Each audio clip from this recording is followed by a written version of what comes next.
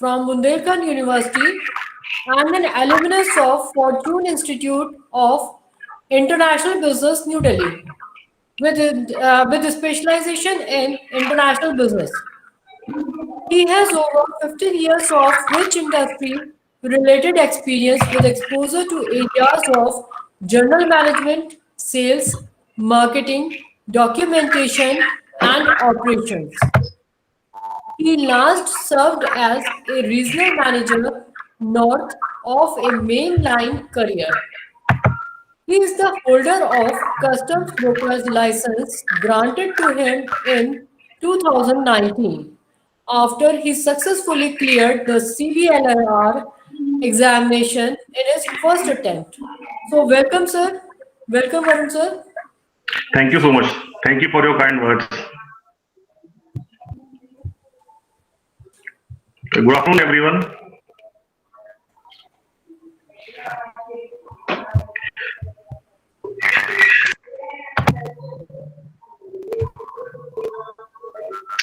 I just give you a brief about myself, my practical work experience. After completing, am I audible?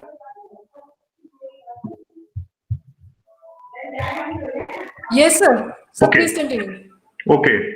So after completing my post graduation in international business, I worked with various shipping lines in different capacities. I worked in Department of Documentation, in Department of Operations, in sales, and also in customer service. Before getting promotion to regional level. So my last assignment in a career was regional manager for North India. After that, I appeared for this custom broker licensing regulations examination in 2019, which fortunately I was able to clear in my first attempt. So I got the exposure for both carrier side as well as on the custom side.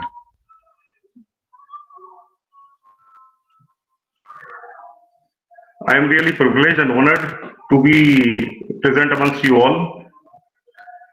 It's a matter of great honor. I would like to thank the management, Dean Sir, Dr. Devendra Arora, and faculty of MIT for providing me with this opportunity.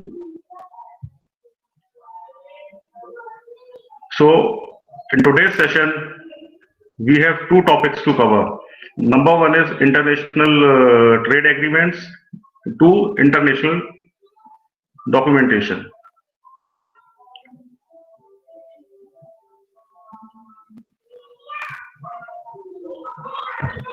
I hope you guys are following me.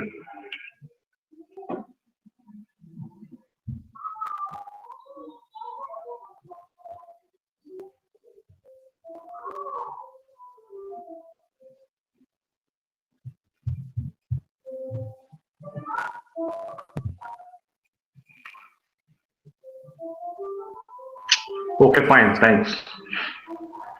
So, first of all, a brief about why do we need international trade? Why is it that international trade is so important? Now, this is the first question that would come to anyone's mind. Why do we need international trade, especially when the government today is talking about Atmanirbhar Bharat, self-sufficient, and etc. etc. The simple reason why we need international trade is because all the countries in the world cannot produce equally and cheaply. There are two reasons for it. Number one, the resources, natural resources are not equally distributed across the globe. And number two, the labor cost varies in a developed country in comparison to a developing or a least developed country. I give you an example. As far as natural resources are concerned, India is one of the prominent exporter of sugar, which is produced in Maharashtra, state of Maharashtra. It is also produced in western Uttar Pradesh, but India is number one or number two sugar exporter in the world, also in the rice. Why? Because we produce good number of sugar and rice. As far as labor is concerned, the garments, all these big brands like Gap, Henson Morris, etc., Marks and Spencers, all their production is done in countries like India, Pakistan, and Bangladesh due to cheap labor. And they are exported out of India and Bangladesh. And you will be amazed to know that Bangladesh is producing more garments than it is being produced in India, ready-made garments I am talking about. So this gives us a very clear view as to why we need international trade. Now, when we participate in international trade, then why do we need international documentation or agreements? This is the second question. We would need international agreements and documents to, first of all, minimize the risk. When there is an international transaction, so in most of the cases, the buyer and the seller would not be knowing each other. They will not be related to each other. It will purely be a commercial transaction. So, first of all, the risk is involved. Secondly, the whole process is quite complex. So the interpretation might go wrong at times. So there is a need for having the standardized documentation procedure and agreements procedure. And then thirdly, to serve the trade finance. If we have uniform documentation in place, then it can help us in getting the trade finance. So this is the reason why why the standard documentation is needed. So after giving you the brief introduction, I would like to start with the presentation. If that can be played out on the screen.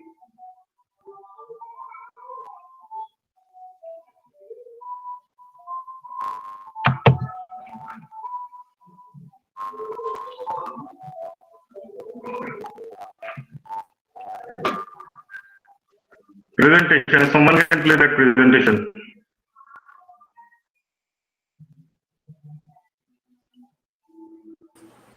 Okay, I'll do it. Yeah.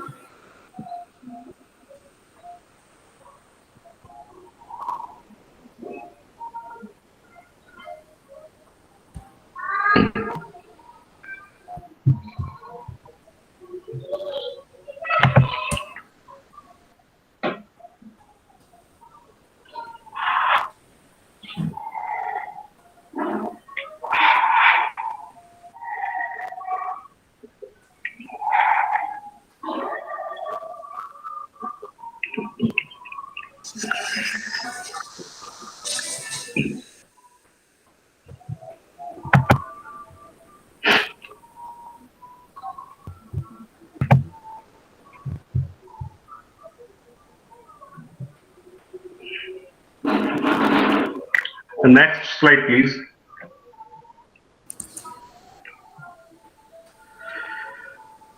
Now, maritime transport actually accounts for more than 90% of the global trade. Why is it so?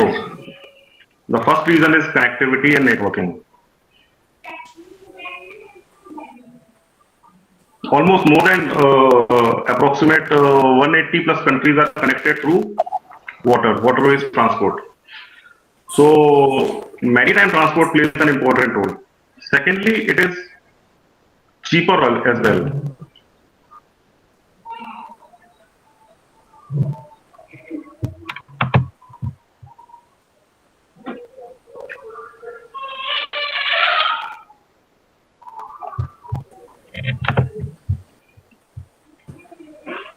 Can't see the presentation.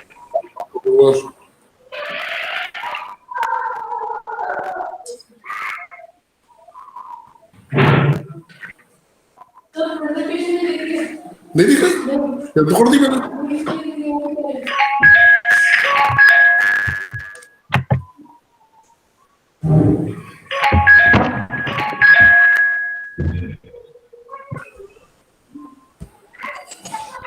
हाँ भाई।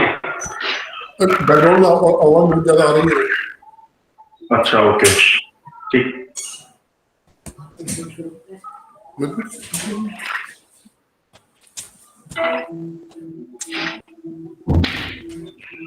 अब देखिए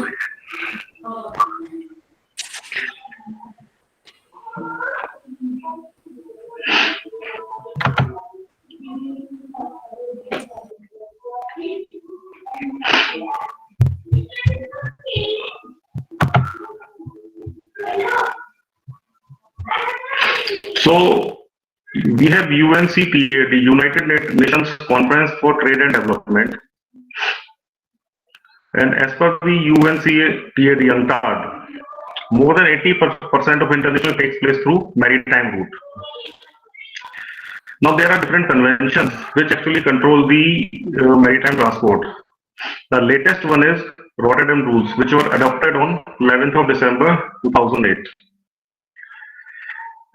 The Rotterdam Rules and the allied rules like Hague Rules, Hague-Visby Rules, etc. control the terms and conditions of a bill of lading. Now, what's a bill of lading? You all might be knowing as well, but we'll come to it later. So the standard terms and conditions that we have in a bill of lading are actually governed under these conventions. And there are two types of transport. One is maritime, the other one is air. The cargo, which is perishable in nature, which has short shelf life, actually moves by air. For the cargo, which is time sensitive. Otherwise, most of the transportation takes place through maritime route. So when we transport shipments, by actual documentation that takes place, or the documents that are involved, we will come to it. Next slide, please.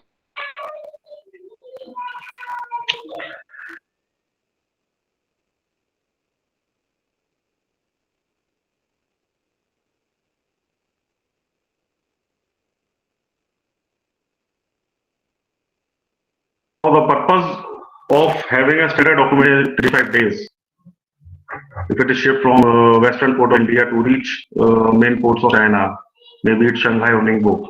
So there is a time lag. And to protect both the parties from the risk, a number of documents are created and used. The first document is called Bill of Exchange. As the name suggests, a bill of exchange is a document which is exchanged between buyer and the seller. It is basically an agreement which is drawn by the exporter and is accepted by the importer for making a specific amount of sum, certain amount of sum on a specified date. This is actually to ensure that there are no financial risks involved, or the financial risks are rather covered. And it is a negotiable document. A bill of exchange is a negotiable instrument. And it is evidence of the contractual obligation of the buyer to pay the seller. Now, what are the conditions? Those conditions are specified in a bill of exchange. There are different types of bill of exchange. The first one is banker's acceptance, bank bill. It is basically a bill of exchange that is also accepted by the bank. It has the acceptance of the bank, and it is commonly used in letter of credit transactions, which are actually guaranteed by the bank. So it is known as banker's acceptance bill.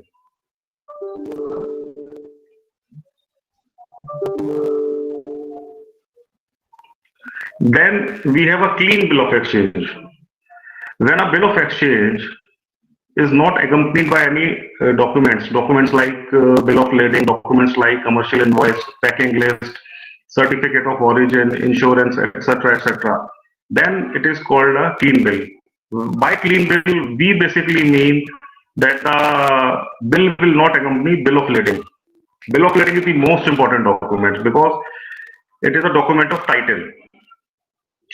So clean bill means it will not accompany bill of lading mainly, and also other documents. Documentary bill of exchange means when a bill of exchange is accompanied by bill of lading and other documents like commercial invoice, letter of credit, certificate of origin, inspection certificate, etc., etc.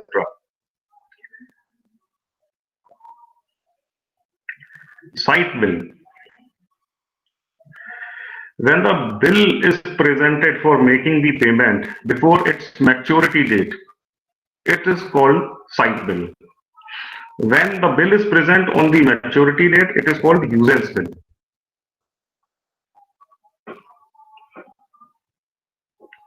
Now, documents against acceptance bill. It is a bill of exchange in which all the documents are released on acceptance of the bill. So when the bill is accepted by the importer, all documents are also handed over. So this is basically documents against acceptance. The bill of exchange is accepted and the documents are being handed over. The documents remains common like bill of lading, invoice, packing list, certificate of origin if applicable, and other related documents. Then we have next bill of exchange which is called documents. Yes. So there is a point in documents against acceptance bill of exchange. The risk is there on part of the exporter. When the documents are handed over,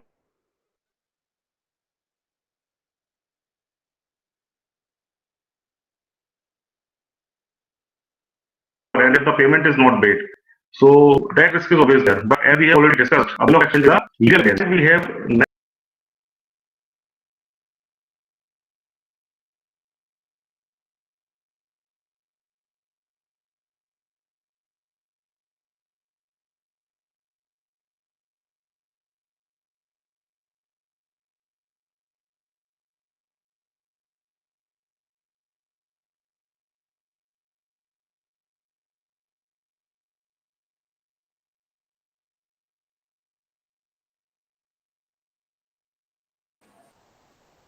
No voice, sir.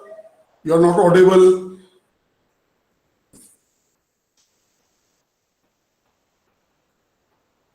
You are not audible.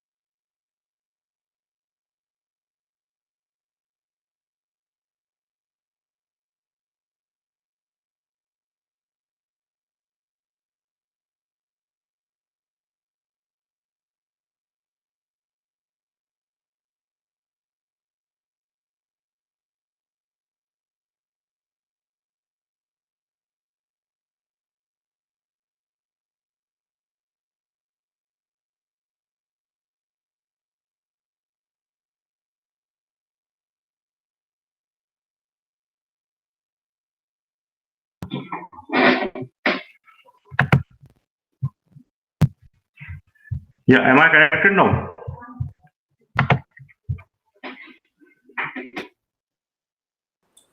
Yes, you are audible. Sorry, I Yes. think we lost connection.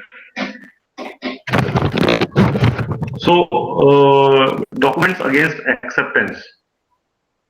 This is a kind of a bill of exchange where once bill of exchange is accepted by the importer, the documents, mainly bill of lading, is also provided or handed over to the importer.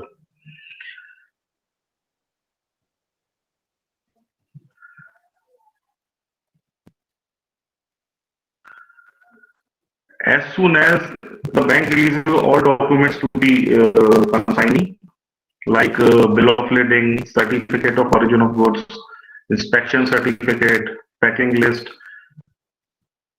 then importer has the ownership over the goods. So the risk involved is about the non-payment.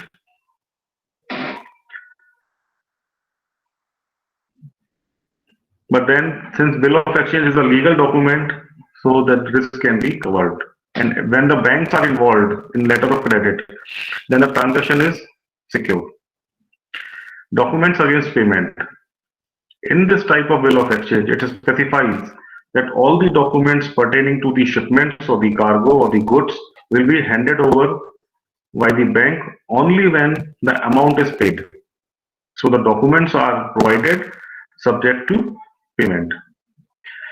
In this type of bill of exchange, the probability of default is very minimal or almost negligible. Then comes the second document, which is bill of lading. Now, I can safely say that bill of lading is the most important document in an international trade transaction because it performs three functions. There are three functions of bills of lading. The first function is it is an evidence of contract of carriage. By contract of carriage, we mean that the carrier has received the cargo for transporting it from one port to another port or from one destination to another destination. There are two sides of bill of lading. The first one is front side, the other one is back side. On the front side of the bill of lading, all the standard terms and conditions are mentioned, which actually govern this contract of carriage.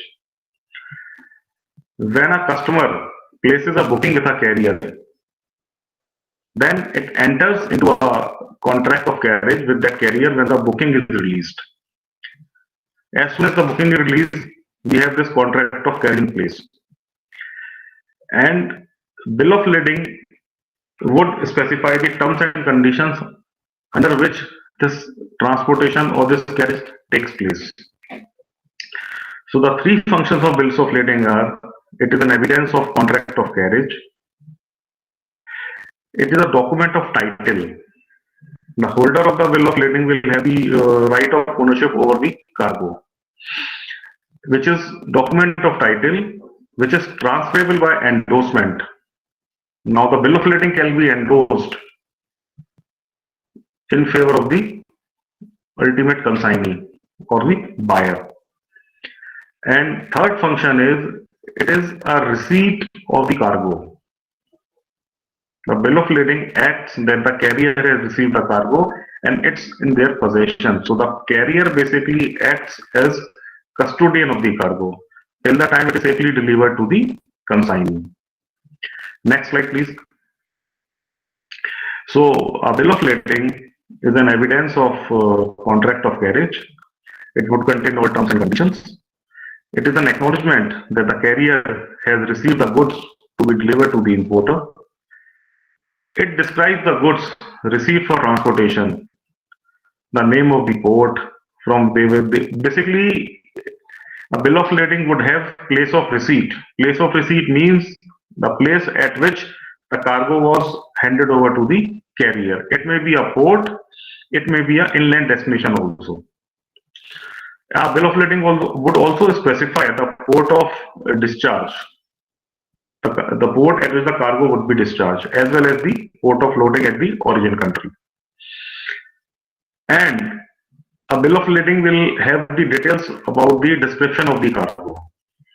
Now, one point I would like to mention here is that a carrier would never issue a closed bill of lading. A closed bill of lading is a bill of lading which has a clause about the condition of the cargo. These days what happens, the cargo is generally stuffed either at the ICDs, which are inland container depots, or at the premises of the exporter. Now, since the representation of carrier is not there or the shipping line is not there, so they mention a clause which says said to contain. The carrier will never endorse the description of the shipment. They will always mention a column which will specify said to contain. So all the details which are there in the bill of lading regarding cargo, its description, etc., are actually do not have any liability on part of the carrier.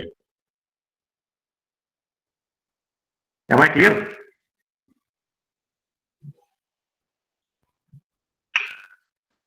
Yes, sir. Please continue. Okay. So a bill of lading actually performs three functions, but the carrier will not have any liability regarding the description of the cargo. The carrier will only issue a clean bill of lading. A clean bill of lading means there is no clause regarding the condition of the cargo. Then there is also one more bill of lading which is called ad valorem bill of lading. By ad valorem we mean that the value of the cargo is mentioned on the bill of lading. Normally this is also not followed. If the shipper or the exporter would insist that the value of the cargo is mentioned on the bill of lading, a carrier would never agree, because then their liability would increase and they have no means as to they can verify or ascertain the value of the cargo. Because bill of lading is the most important document, and if any disputes takes place or any legal claim has to be settled, then it will only be settled under the laws of the land plus the conditions mentioned on the bill of lading. So, next slide, please. There are different types of bills of lading. The first one is shipped on board bill of lading. By shipped on board, we mean when the cargo or the shipment is loaded on board the vessel at gateway port. Now, there are two types of port. One is gateway port, water port, and then we have dry port concept also, which are called inland container depots. Now, the inland container depots are also custom bonded areas which are connected to gateway port through rail. So, custom clearance can take place at inland container depot, and the shipment can be handed over to carrier at dry ports also or at ICDs. So, bill of lading, if the bill of lading which shows the place of receipt as ICDs or the hinterland areas, it is called received for shipment bill of lading. Then the shipment has been received for shipping, but it has not actually been loaded onto the vessel. When the shipment is loaded onto the vessel, the bill of lading that is issued is called shipped on board bill of lading. So there are two categories of bills of lading.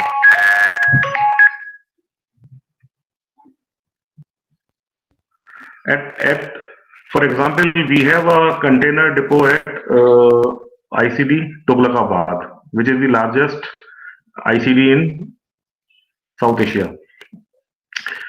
And we also have a ICD at Dadri. So if the cargo is handed over at ICD Dadri, then RFS bill of lading will be issued, or receipt for shipment bill of lading will be issued. If the cargo is handed over at gateway port, or if the cargo is handed over at ICD, but the bill of lading is issued after the cargo is on board the vessel, then SOB bill of lading will be issued. Now, the types of bills of lading are important because they are mentioned in bill of exchange or letter of credit. Which type of bill of lading will be acceptable to the consignee? It depends. Then we have a straight bill. By straight bill, we mean that the name of the consignee is specified or it's mentioned on the bill of lading. So the name of the consignee cannot be changed by the endorsement. Since the name of the consignee cannot be changed, so it is not transferable by endorsement and delivery. In US, it is also known as a straight consignment automatic release, straight bill of lading. Then we have order bill of lading. By order, we means that instead of the actual consignee, the bill of lading will be issued to order. It could be to order of bank, or to order of another consignee who can actually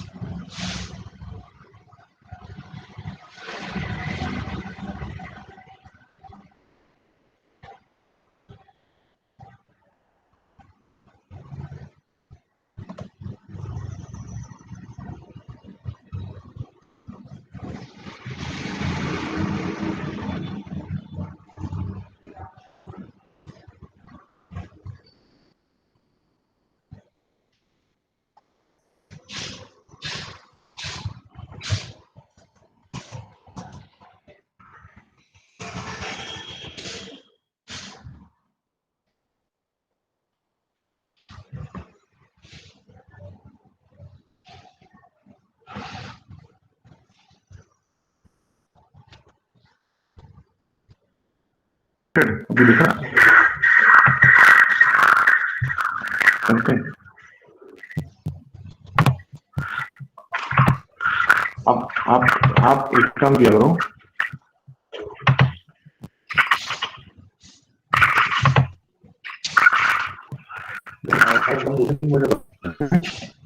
तो मुझे मालूम नहीं पड़ेगा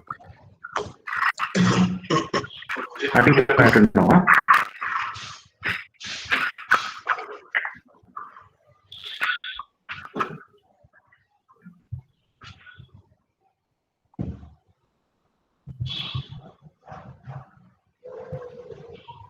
So we were at order bill of lading. The main purpose of this bill of lading is that till the time the exporter is in possession of the shipment or bill of lading, he does not want the title of the goods to be transferred to consignee. Normally, this type of bill of lading is used when the banks are used for payment. So the exporter, what he will do, he will submit the bill of entry, or he will surrender the bill of entry to bank, and now bank will endorse it further in the name of the actual consignee, and will pass it on to the importer's bank.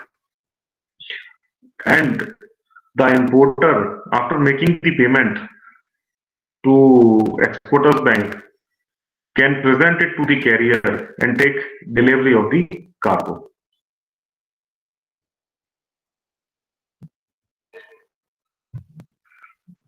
Next slide, please. Types of bill of lading. We have combined transport bill of lading or through bill of lading. Now, if the goods have to be transported from an inland destination and not from the gateway port, for example, if the carrier accepts a shipment at ICD, so there will be two modes of transportation: from ICD to port by rail, and then from port of loading to port of discharge through sea or ship. So two modes of transports are involved here. The first one is rail and the other one is water. So when a bill of lading covers both the legs, rail as well as water, then it is known as combined transport bill of lading or a through bill of lading.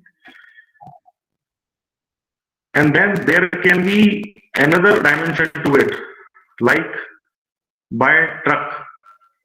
For example, if we have to send a shipment to Kenya, so in Kenya we will have a port of discharge as Mombasa, and then to the final destination or the inland destination, for example, ICD Nairobi, it is connected by road.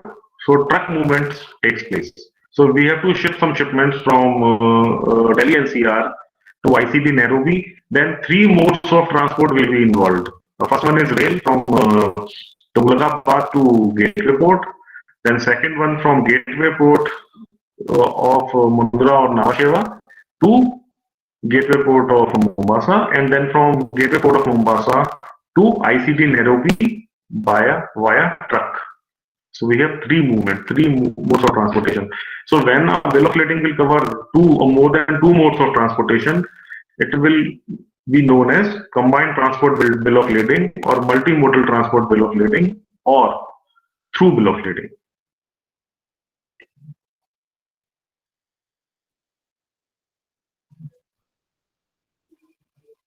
Airway bill. When the shipment is moved by air, then the airway bill is issued. It is a non-negotiable bill of transport for goods by air, and it does not transfer the title to the holder. Seaway bill. Now there are a lot of cases wherein the related party transactions are involved. For example, multinational corporations, they will have their office in some European countries and they would want to ship to India to their own subsidiary or their own subsidiary. So in that case, most of the time the payment first of all is secure, and secondly the banks will not be involved. So to facilitate these kind of transactions, the commonly used bill of lading is known as seaway bill. A seaway bill does not perform all the functions of a bill of lading. It only acts as a receipt of the goods, that the carrier has received the cargo, but it is a non-negotiable, and it is used when the buyers and sellers are related from same organization. So the bill of lading that is used is called seaway bill of lading.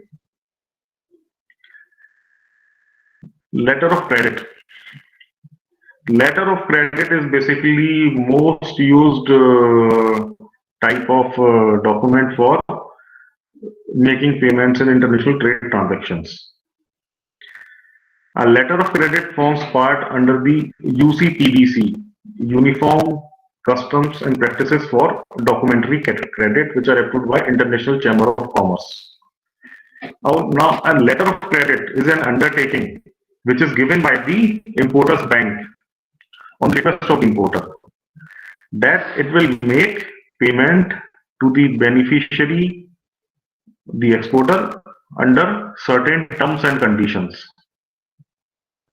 The LC number or the letter of credit number is normally specified in a commercial invoice.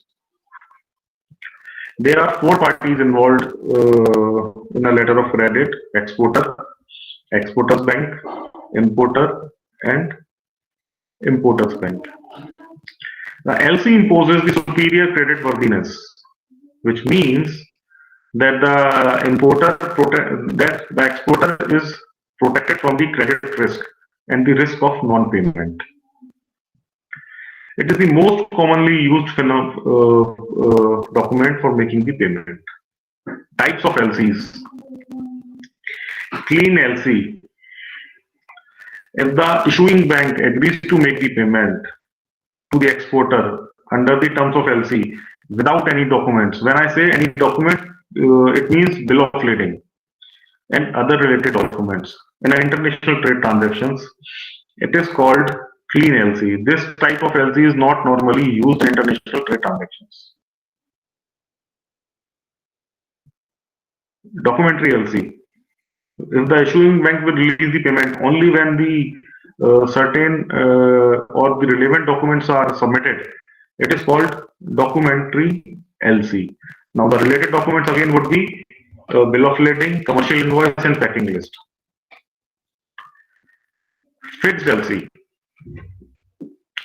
Fixed LC means the amount of LC is fixed throughout its validity. Means if the LC is open for $1 million and if the payment is part payment is made, the amount of LC validity will get reduced. The LC limit gets reduced as and when bills of exchange are presented by the exporter for payment. It is also called non-revolving LC. It is called fixed LC because the amount of payment is fixed and it cannot be changed. Revolving LC. Revolving LC is just opposite of non-revolving LC. The LC limit gets renewed after the payment is released. So the amount will automatically be added up. For example, if the LC is open for 1 million and the payment is made for 4 lakh rupees, so this 4 lakh rupees will automatically be top up and added to actual amount of LC. This is called restoration of the utilized amount. So the amount that is utilized or the payment is made for that amount is restored. The benefit of this LC is we need not open new LCs again and again and avoid the documentation or the amendments.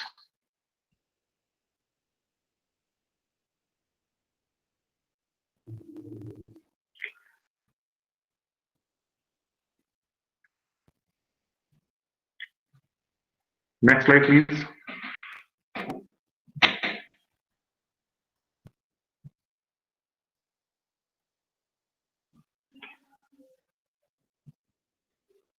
Confirmed LC. Now, the confirmed LC, though the issuing bank guarantees payment to the exporter under a letter of credit, the exporter might want his bank to offer further guarantee that he will receive the payment. So, a confirmed LC is the one in which the advising bank, which is the exporter's bank, gives an additional undertaking to make the payment. So this additional undertaking is given not by the importer's bank but by the exporter's bank to the exporter.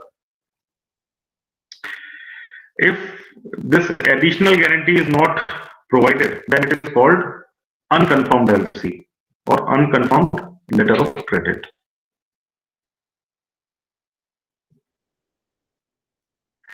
Transferable letter of credit. If the payment is made to a third party, then this is called transferable LC or transferable credit. Under transferable LC. Now, this reminds me of a point to share with you all. When we were talking about types of bills of lading, so there is one more type of bill of lading which is called switch bill of lading. Now, in a switch bill of lading, the actual supplier would not know about the ultimate consignee. I'll give you an example. There is a buyer in Dubai. Now, he wants to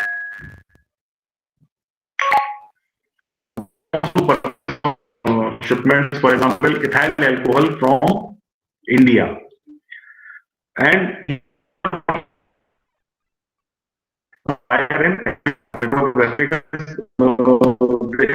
this consumption of ethyl alcohol, but he does not want to disclose to the actual supplier details of the ultimate consignee. So what can be done? He can make this transaction.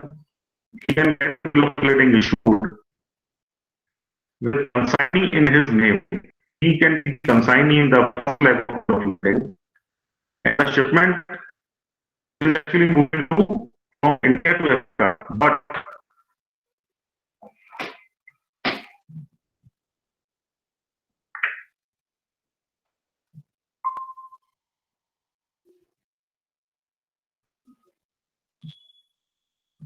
Am I audible, please?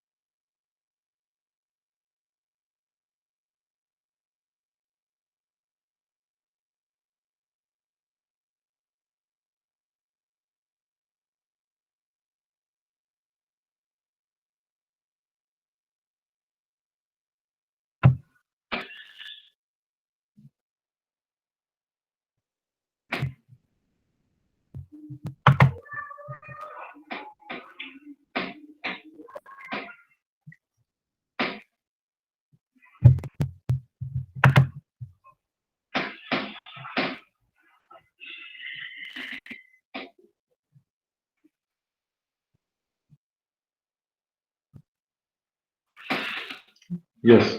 So we were talking about switch bill of lading. In a switch bill of lading, the actual supplier would not know about the ultimate consignee. He or she would be shipping only to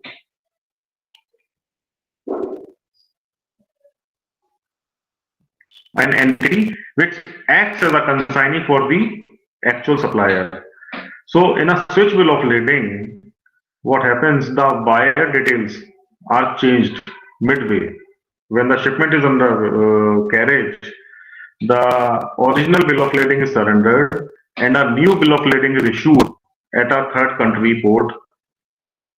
And the consignee in the first leg of bill of lading becomes the supplier, and the new consignee details are incorporated in the bill of lading. So this is called switch bill of lading. Types of LCs we have discussed about transferable LCs. When the exporter informs his bank that the payment should be made to a third party or the new beneficiary. This may happen normally in case of merchant exporters. There are two types of exporters. One is manufacturer exporter, other one is merchant exporters. Merchant exporters are traders who purchase the cargo from manufacturer exporters and then they ship under their name. This normally takes place, for example, in pharma, where the manufacturer will have all the licenses and the permissions, and the trader will only act as a supplier or the exporter, merchant exporter. And he will not have all the licenses required for manufacturing the pharma product.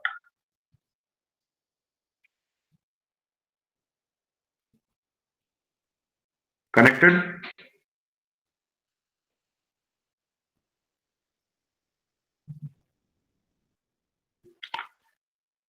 Next slide, please.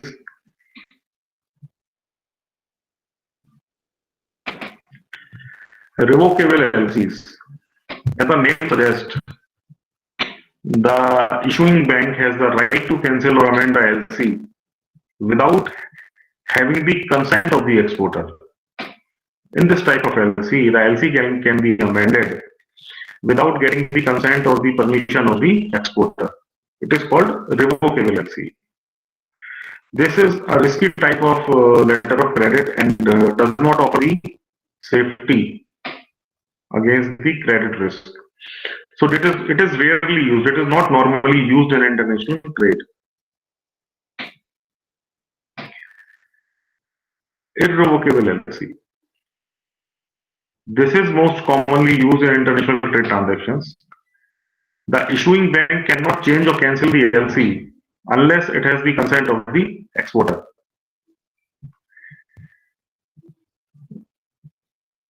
So irrevocable LC is the most popular method of short-term finance or payment in international trade.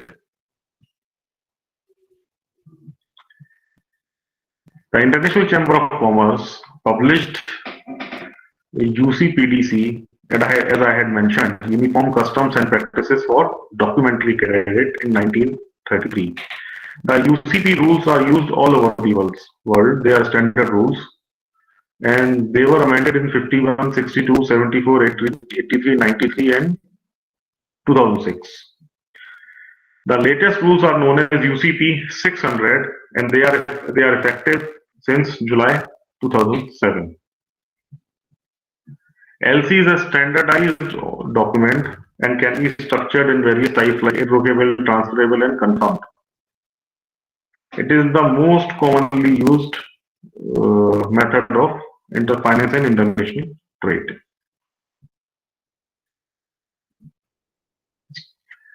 Certificate of origin of goods.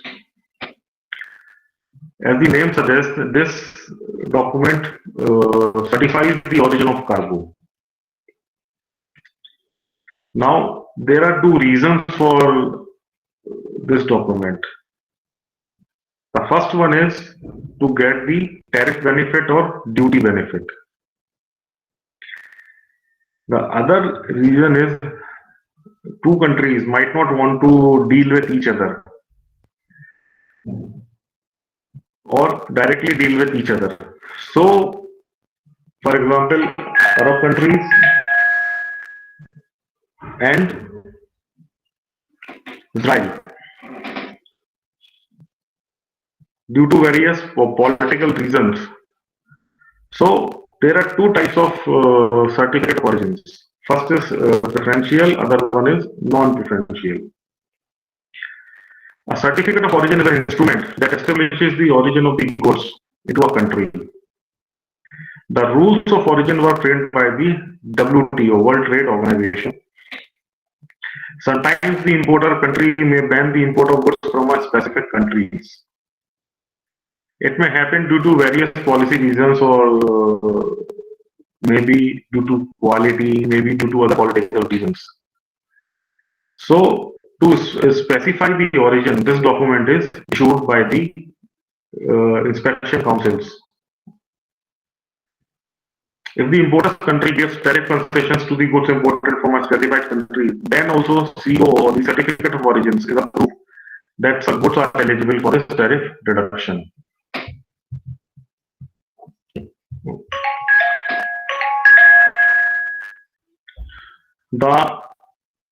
I give an example. India is a major supplier of buffalo meat after Brazil. Now, buffalo meat is mainly consumed in Arab countries as well as in China. But China does not import buffalo meat directly from India.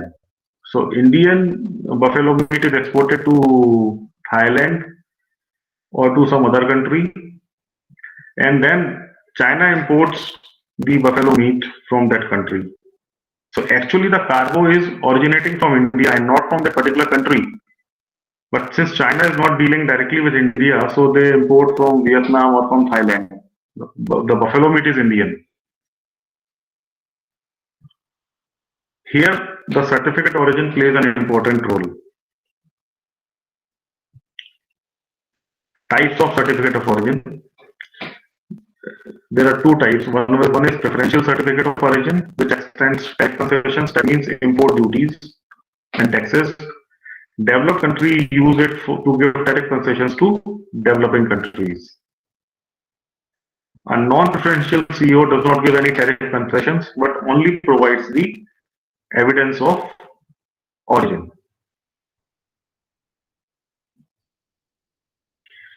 Rules of origin under Trade Agreement Rules 2020. Indian government or basically the CBIC, Central Board of Indirect Taxes and Customs, they have issued new rules to determine the origin of the cargo. What was happening earlier, because of loopholes in the process or the policy, lot of Chinese products were being dumped into India, low-cost products. So after having considered such imports, Indian government actually came up with the revised rules of origins for the shipments that come into India. So to claim duty benefit at an importer at the time of filing of bill of entry. Now, bill of entry is a document which is filed by the importer with the local customs, and it contains all the information about the shipment. So if an importer is willing to avail the preferential rate of duty, there are two rates of duties. One is standard, and other one is preferential. So for example, standard rate of duty may be 15%, but the preferential rate of duty, if the cargo is originated from a particular country, can be 10%, 7%, or whatever. Anything which is reduced than the standard rate of duty. So to claim, the importer needs to make certain declarations from 21st of September onwards. That the first declaration is that the goods should qualify as originating goods for the preferential rate of duty under that agreement. Importer should also mention the tariff notification under which preferential rate of duty is claimed. Produce certificate of origin covering each item on which the preferential rate of duty is claimed. Enter details of certificate of origin in the bill of entry. Accumulation is a method that is applied. Indicate if the certificate of origin is issued by a third country. Now I was telling you about the China buffalo meat example, about China. So it also has to indicate if the certificate of origin is issued by a third country. Until now, if it was issued by a third country, it was never mentioned. Indicate whether the goods have been transported directly from the country of origin or there is a transshipment involved. If the good passes directly from the country of origin, or if a third country is involved during the course. For example, if the cargo is shipped to Afghanistan, Afghanistan is a landlocked country, and there is a lot of pharma shipments that moves from India into Afghanistan. So India cannot approach Afghanistan directly. So the cargo is first shipped to Pakistan, to the port of Karachi, and from the port of Karachi, the cargo goes into Afghanistan. So this type of transaction, in this type of trade transaction, that cargo is not transported directly from originating country to my country, but through a third country. So that also has to be indicated. So in a nutshell, the rules of origin under trade agreements rules 2020 have been amended to restrict preferential duty for imports. Especially, this has been done considering China, for imports from China.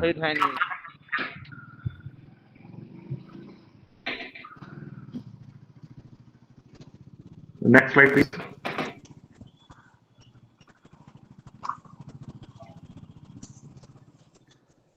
Commercial invoice. Now, the commercial invoice is one of the most important documents because it contains the price of the cargo that is being shipped. At the same time, it is also a proof of sale between the buyer and the seller.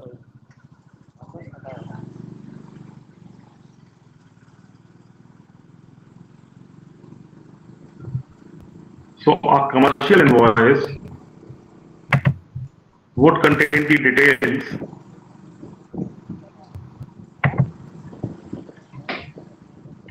a normal commercial invoice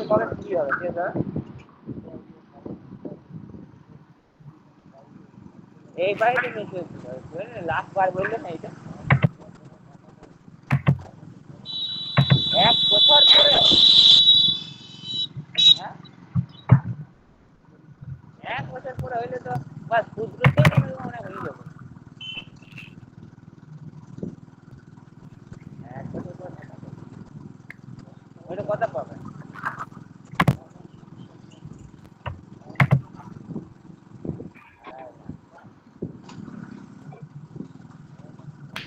a commercial invoice. আমাকে করে নিতে হবে Am I audible? Yes, you are audible, sir.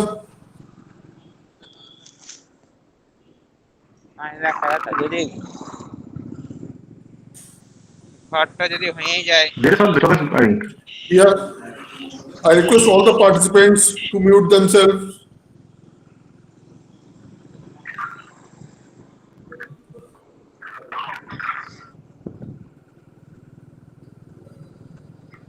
Kindly mute yourself. কি বলছো Mr. Mrityunjay Malakar. Mr. Malakar, can you please mute yourself?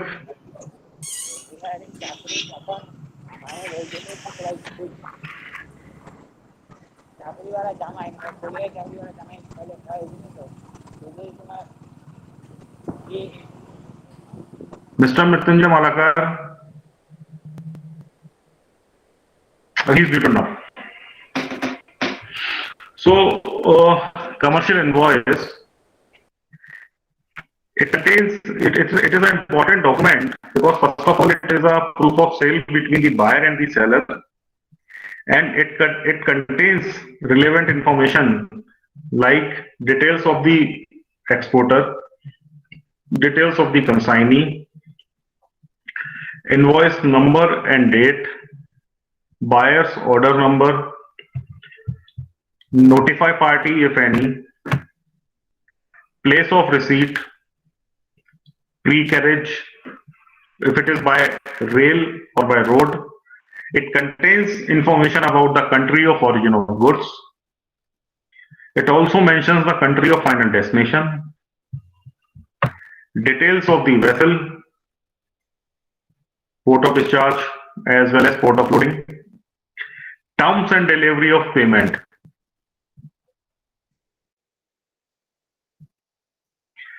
And LC details, marks and numbers, description of the cargo, quantity, rate, and the total amount that is payable.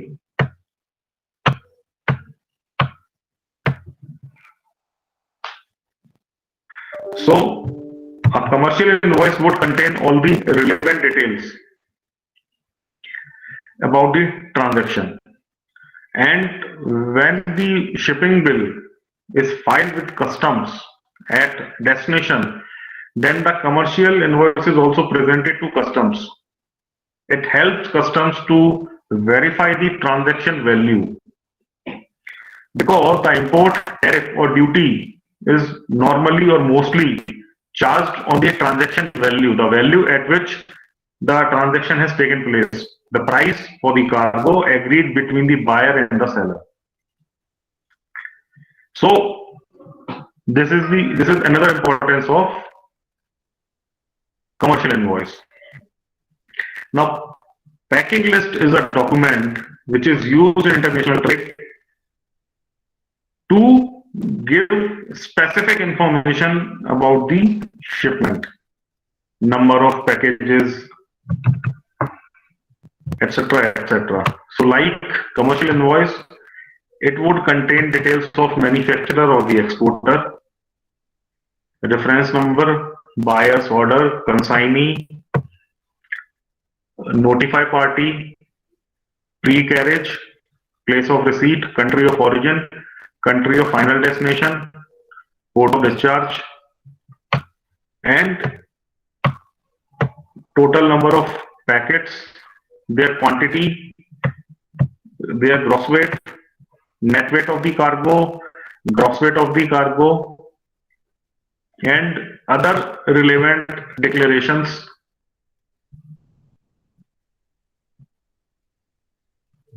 as applicable. So, commercial invoice deals with the value of the cargo, while packing list deals with the packing details of the shipment. Inspection certificates. An inspection certificate is a document used to signify that shipped goods have been inspected in order to certify that they conform with the terms stated on the sales contract. It is only required on specific goods such as industrial equipment, perishable items, and meat. Now, there can be various examples as to why inspection certificates are needed. For example, if the shipment of metal scrap is imported into India, it needs to be accompanied by a pre-shipment inspection certificate as per the norms of the DGFT.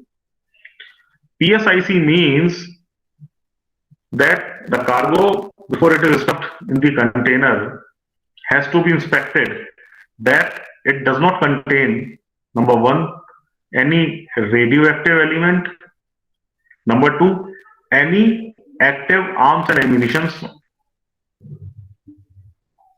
because the metal scrap shipments, when they are normally imported, they may contain live arms and ammunition or radioactive element also. So this pre-shipment inspection certificate is needed. Likewise, when for example, when the commodity honey is exported from India, it needs to accompany a health certificate. Health certificate regarding the condition and the quality of the honey. If the rice shipments are exported, they need to contain a quality inspection certificate by the nodal agency. If it is not accompanied by that inspection certificate, the clearance at destination is not permissible. The customs at destination would not allow clearance of the cargo, and the shipments would be returned back to town to India. So the role of inspection certificates is basically to certify the condition of the cargo, that they do not contain any pest and they are good in quality, or any harmful content.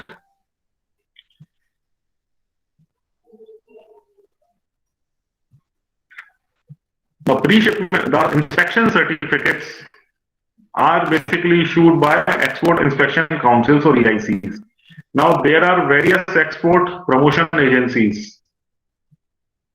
For leather, CLE, Council for Leather Export is there, APEDA is for agri products. So all these agencies are the nodal agencies for issuing the inspection certificates. Insurance documents.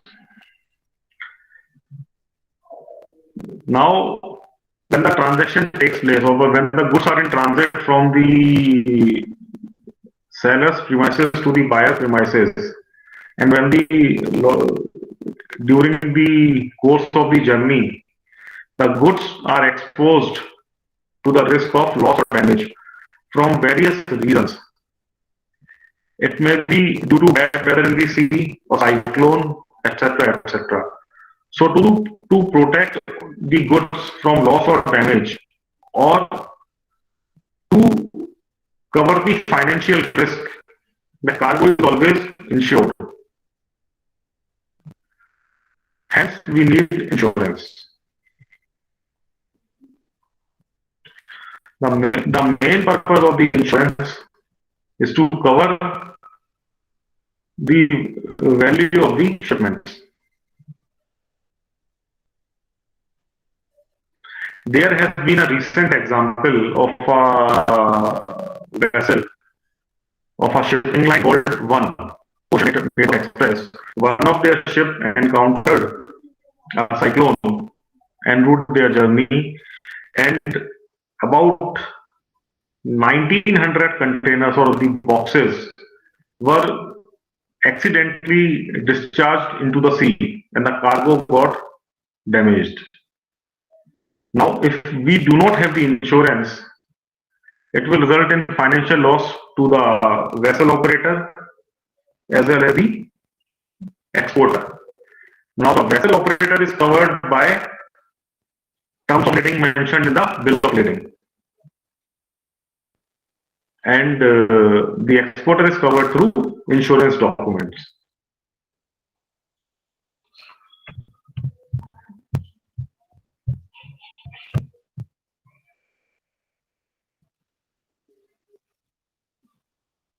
Next slide, please.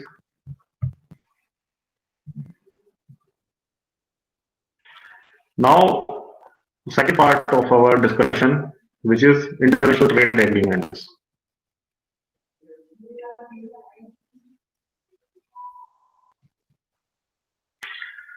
There are different trade agreements which are entered primarily to develop mutual trade and also to facilitate movement of labor and services. So we can understand these international trade agreements under the levels of economic integration. The basic level of an agreement is called a free trade agreement or FTA. Under free trade agreements, normally the import duties are reduced and there is no restriction on the quantity of shipments that are exported from one country to another who have entered into this free trade agreement. Then second level of agreement is customs union. In second level of economic integration or the customs union, we have common external tariff. So if there are 2 or 3 countries or more than 3 countries which are a member of a customs union, they will follow the same tariff.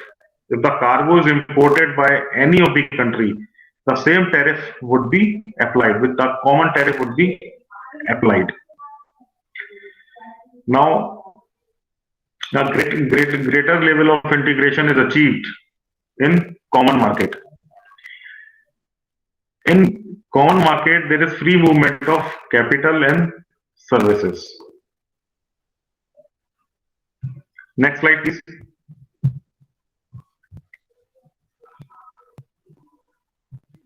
So a free trade agreement is a pact between 2 or more nations to reduce barrier to imports and exports among them.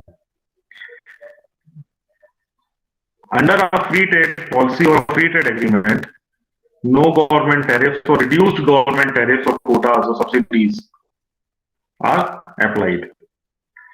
The main purpose of a free trade agreement is to develop economies of scale and promoting economic efficiency.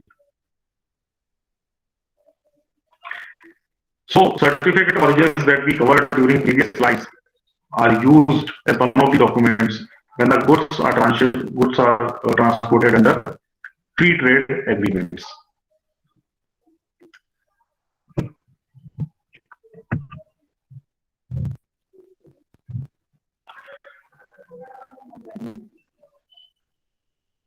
Next slide, please. Advantages of a free trade agreement or idea. First of all, increased efficiency. Then we have specialization of countries. Countries depending upon the natural resources available and the quality of labor that is available, the cost of labor, sorry. So they can specialize in certain products. When I talk about specialization, I would like to mention that there are different cargo pockets in North India.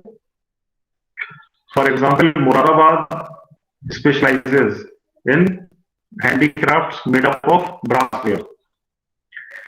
Jodhpur specializes city of Jodhpur and the area around it, it specializes in wooden handicrafts and furnitures. Then we have Kanpur, which specializes in leather products. A lot of shipments moves of leather products from Kanpur. And the shipments, then we have Bhadohi. So the carpets industry is based in Bhadohi and the close by region. So these are different cargo pockets of North India.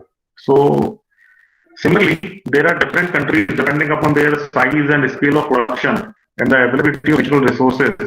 They can specialize in certain products.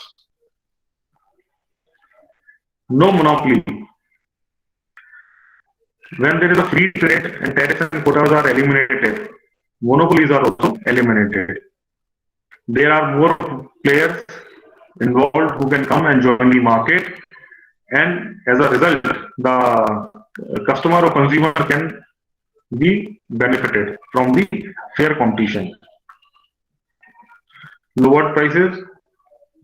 When there is free and fair competition, then of course there is competition about prices. So prices are also rationalized. I would not say lower prices, I would say rationalized prices. There cannot be exorbitant pricing. There will be rationalized pricing. Increased variety. Of course, when there is competition and different stakeholders are involved, so different variety or different kind of and cheaper goods are available for customer or the consignee to pick from. So these are basic advantages of free trade area of free trade agreement.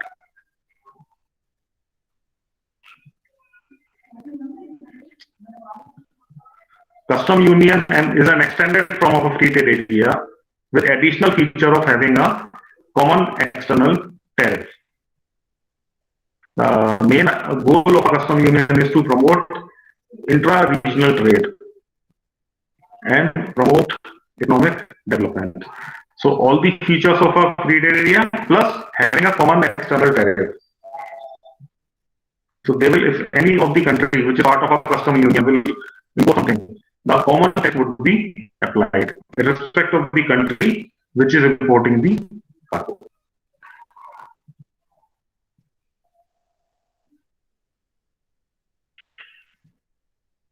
The purpose of the custom union is to make it easier for the member countries to trade freely with each other and foster economic cooperation and development. However, member countries don't enjoy the liberty to form their own trade deals. So it means that the member countries of a customs union cannot have independent trade deals. The countries in the custom union usually structure their domestic economy and economic policies in order to maximize their gain from the membership in the union. The European Union or EU is the largest customs union in the world in terms of economic output of its members.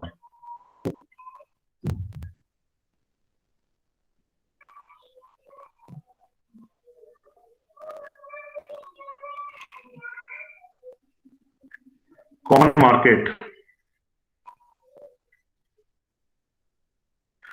In a common market, it has all the features of a free trade union plus a customs union, and it has an additional feature of allowing free movement of labor and capital.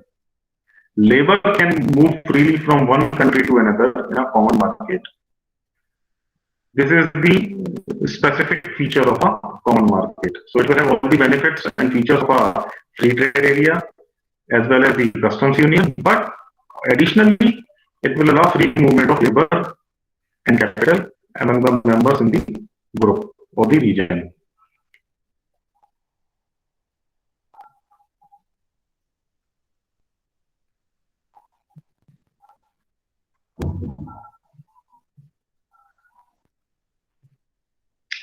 The conditions required to be defined as a common market. Now, following are the conditions which needs to be fulfilled for association to be defined as a common market.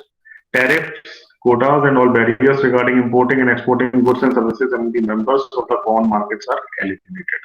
So there is no tariffs, no quotas. So tariff, we all know why tariffs are implemented. Tariffs are implemented to generate revenue for the country. But why quotas are implemented?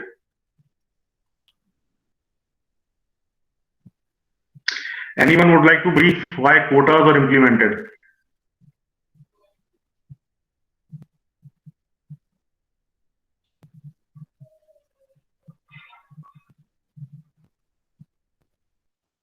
Okay. The quotas are implemented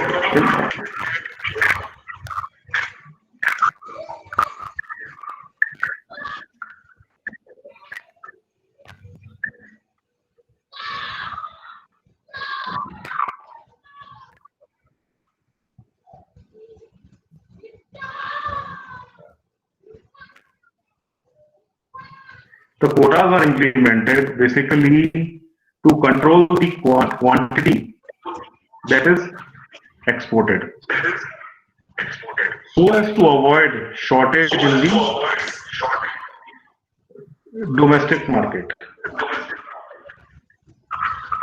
Basically, the quota was implemented to ensure demand and supply remains in place.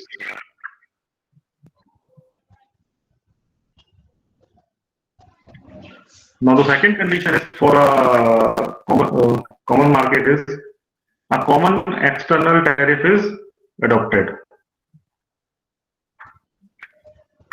So, a common external tariff is adopted.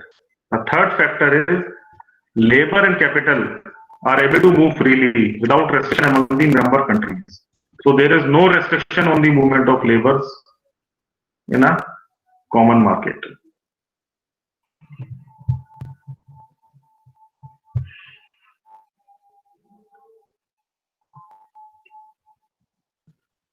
Benefits of a common market.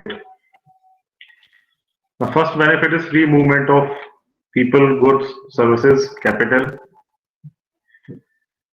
The second is efficiency in production. The companies can benefit from the economies of scale and innovation in order to compete among each other. So these are the benefits of a common market. So we have a free trade area, then a free trade area for plus a common external tariff, custom union, a free trade area plus common external tariff, then free movement of labor and capital. So we have a common market. The example of common market is in July 2010, Kenyan President Mr. Kibaki formed the East African Common Market to accelerate economic growth in the region.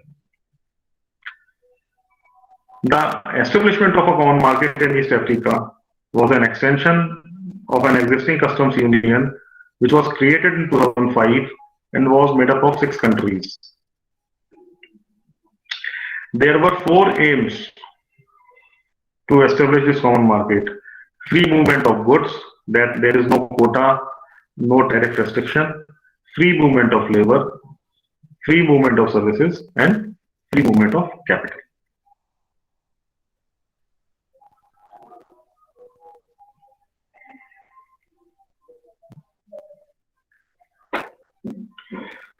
Economic union.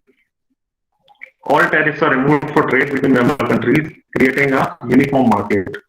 There are also free movements of labor, enabling workers to move in a member country. A further step is having a common currency like euro. So the single market means having the single currency or a common currency for all the member countries. So all the European Union members would deal in euro. This is the standout feature of a single market. Plus, it also encompasses all other features of previous like FTAs, customs union, etc.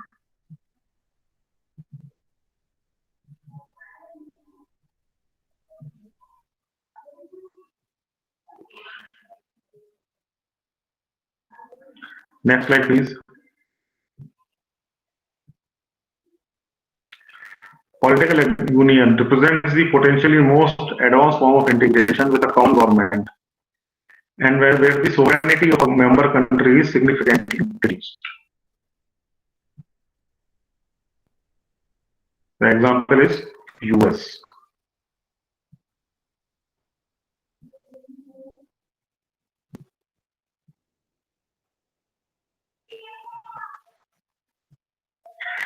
Then we come to our next topic, which is Incoterms. Incoterms stands for International Contractual Terms. We need Incoterms in the international trade transactions to have clarity. Now, when the transaction is involved, there are certain responsibilities of seller as well as the buyer. So, to specify the responsibility of buyer and the seller, Incoterms have been established.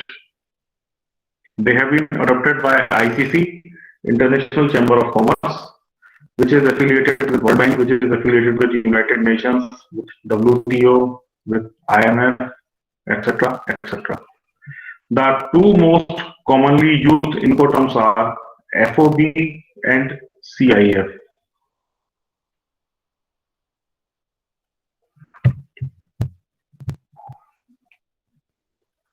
Am I audible now?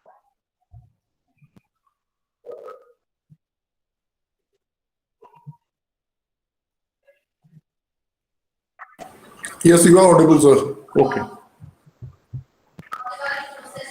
Thank you. So the two most commonly used Incoterms are FOB and CIF. FOB means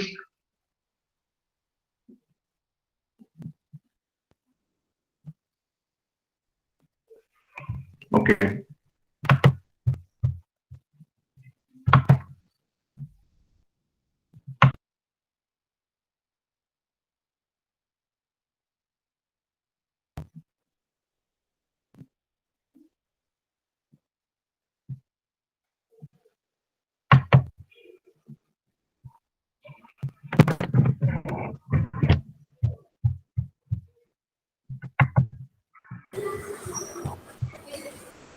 Okay. So you are not audible. Not audible. Now you are audible. Okay. So FOB means free on board. Free on board means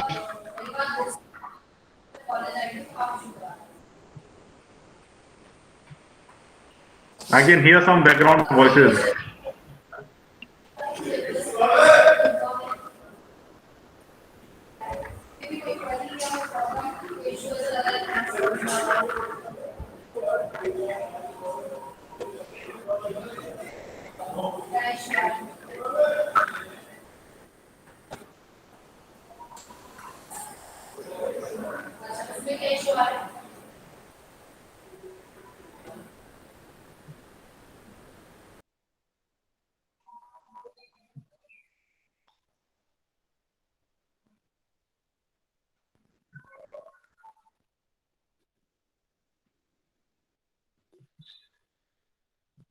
So FOB means free on board.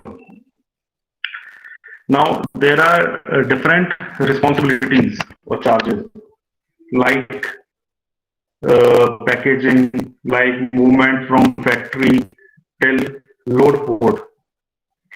So the responsibility of buyer is to make goods available till they are loaded onto the vessel. So it means all the charges from the movement of cargo, including packaging, from the factory, the road transportation or the rail transportation till ship, and then cost of loading the cargo onto the ship will be borne by the supplier or the exporter. And all the other charges that are incurred, including the freight from port of loading till port of discharge and other subsequent charges which will eventually incur during the transport or the course of the journey will be borne by the buyer. So this is called FOB terms. Then we have other term called CIF.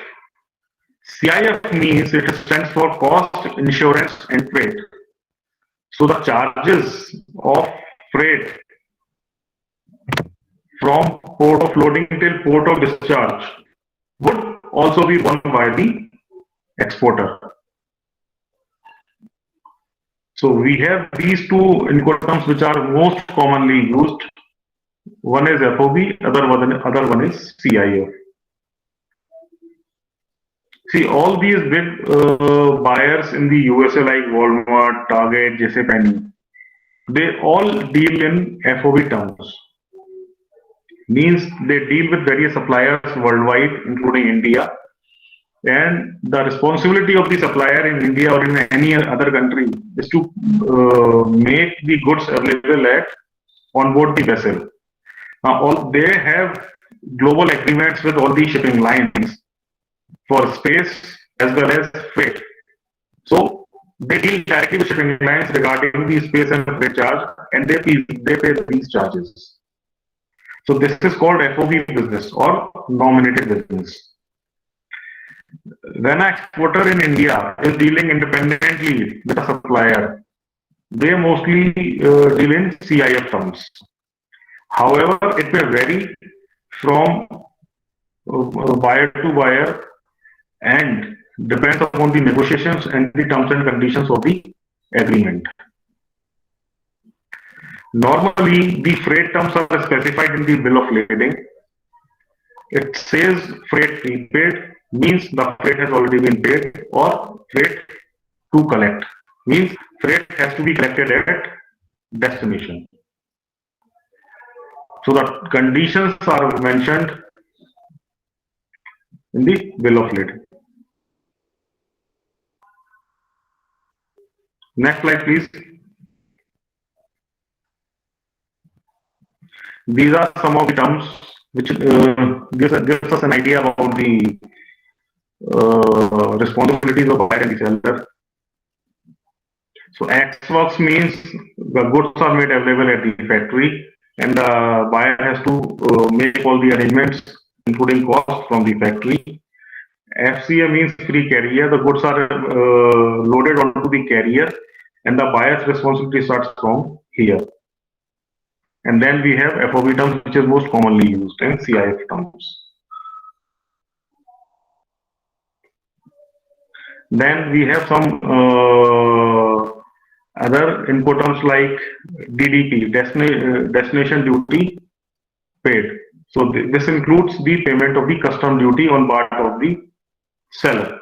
Normally, under these arrangements, the seller involves a freight forwarder, international freight forwarder, who provides services of making the payment, and their agent network is used for facilitating the delivery.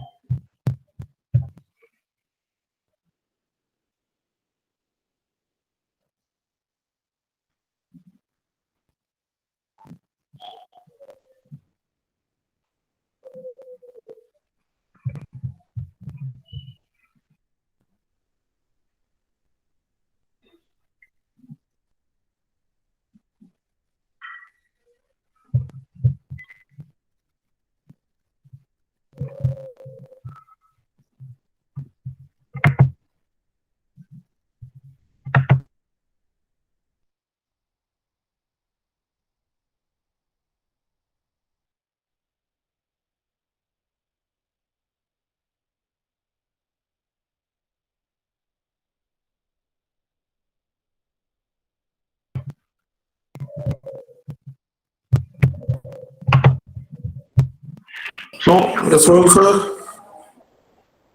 so this is all about Incoterms.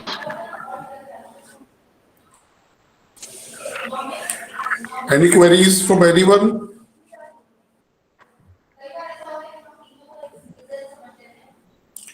Okay, I think you should take a small break and we'll get together again at 2:15, 15-minute break. Is that okay? We'll take a 15-minute break and then we'll get back.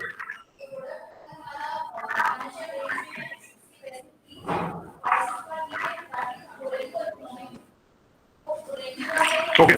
There we can ask the questions, whatever the queries are. We'll take a short break. Okay.